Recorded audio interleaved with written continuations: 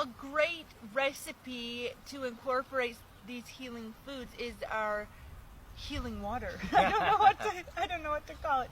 Healing water kind of sounds like holy water or something, you know what I mean? But all you do is you take a giant pot, like a soup pot, and fill it with water.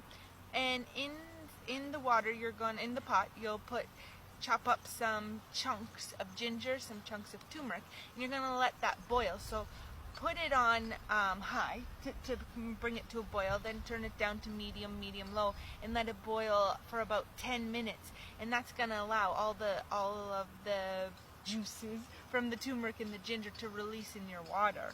Then when it's all done boiling, you're going to squeeze some lemon in there as well. That's right. Make sure you store it in the fridge. We usually don't recommend storing water in the fridge. The cold water doesn't metabolize or process as well as room temperature water. So if you're but you need to put it in the fridge because there's food in there.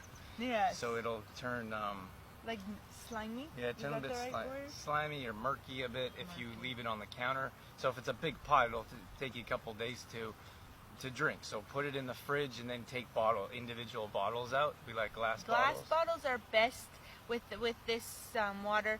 We did have. We did run into an issue in a plastic water bottle a couple of years ago. They just go bad quicker. They just goes bad quicker, and so just make sure that you rinse the bottle out nicely too after you use it. That's right. So when you're ready to transfer from the fridge into a bottle, take the bottle out in the morning, let it sit there for a couple hours, and then drink it throughout the day, or you want to replenish that as well. That's right.